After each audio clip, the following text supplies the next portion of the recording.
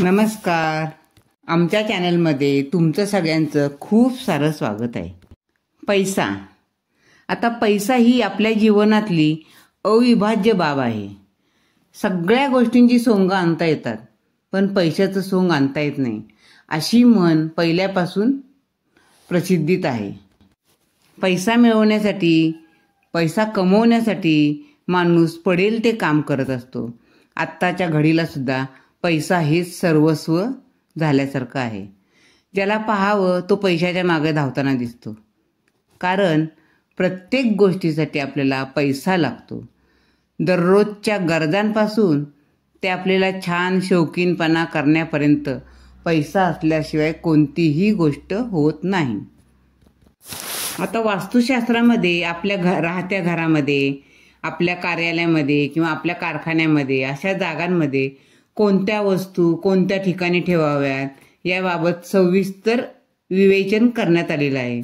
आपल्या जीवनातील अनेक अविभाज्य गोष्टी योग्य दिशेला ठेवल्यास कोणत्याही गोष्टीची कमतरता आपल्याला पडत नाही, असं वास्तुशास्त्रानुसार म्हटलं गेलेलं आहे. याशिवाय त्या गोष्टी आचरल्या पाहिजेत, पाळल्या पाहिजेत, योग्य पद्धतीने अनुसरल्या पाहिजेत, तर घरात सुख समृद्धी वृद्धिगत होते, अशी मान्यता म्हणजे पहिल्यापासूनच आहे.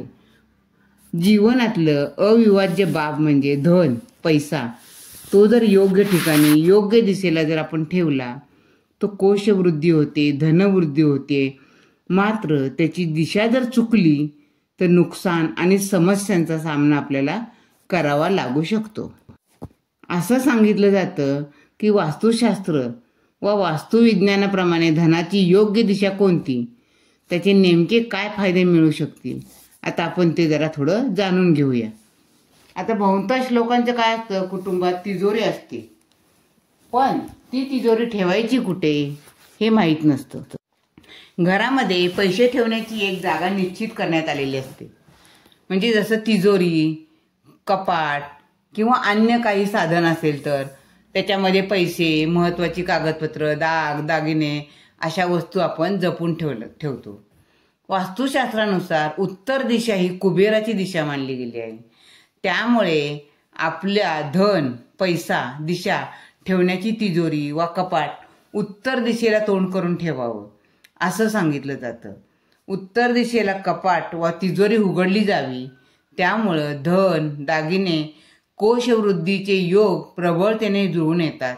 नोकरी तसेच व्यापारातील समस्या हळूहळू दूर होतात, अशी मान्यता पहिल्यापासून आहे.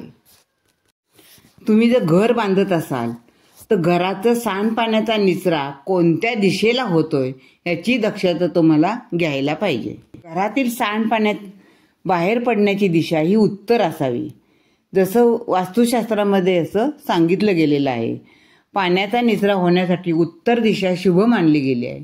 त्यामुळे घरात सुख नांदून आनंद, मान, सन्मान, प्रतिष्ठा वृद्धिगत होते. एवढंच नव्हे तर प्रलंबित व जुनी येणी असतील ती पण वसूल होतात. बाकीच्या सगळ्या समस्या आपल्या दूर होतात. आता आपल्या घरात देवघर असते. प्रत्येकजण काय करतो, आपापल्या श्रद्धेप्रमाणे आराध्याचे पूजन, नामस्मरण, उपासना, आराधना करत असतो. वास्तुशास्त्रामध्ये देवघराची जागा किंवा एखाद्या देवतेला कोणत्या दिशेला स्थापन करावं याची सविस्तर दिलेलं आहे. महादेव किंवा शिवाची मूर्ती वा शिवलिंग किंवा त्याची तसबीर अशा पद्धतीने ठेवावी जेणेकरून पूजा करताना आपले तोंड उत्तर दिशेला असेल. उत्तर दिशेला तोंड करून केलेल्या पूजनाचा लाभदायक मानलं गेलेलं आहे. असं केल्याने आपल्याला शांतता, समाधान, सुख आणि आनंदाची प्राप्ती होते. तसेच पूजेच्या श्रेष्ठ फलाची आणि पुण्याची प्राप्ती होते. आपल्या घरात धनधान्य, प्रसन्नता, उत्तम आरोग्य लाभू शकतं. वास्तुदोषापासून मुक्तता आणि धनमार्ग आपला प्रशस्त होण्यासाठी घरातील खोलीमध्ये किंवा आपल्या हॉलमध्ये हिरव्या रंगाचा समावेश आवर्जून करावा. तसेच शक्य झालं तर घरात एखादं पोपटाचं चित्र किंवा तसबीर लावावी. असं केल्याने आपल्या व्यापार, नोकरीतील अडचणी दूर होतात. घरात सकारात्मक ऊर्जेचा प्रवाह संचारतो, कुटुंबामध्ये स्नेहभाव वाढीस लागतो.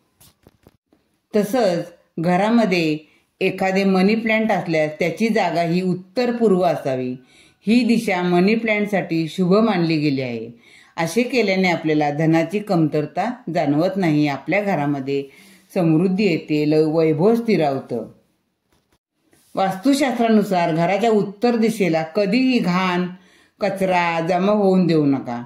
घराची उत्तर दिशा ही धनाची आणि करिअरची असल्याचे मानलं गेले. तसंच आर्थिक आघाडी समस्या त्यामुळे आपल्या वाढू शकतात.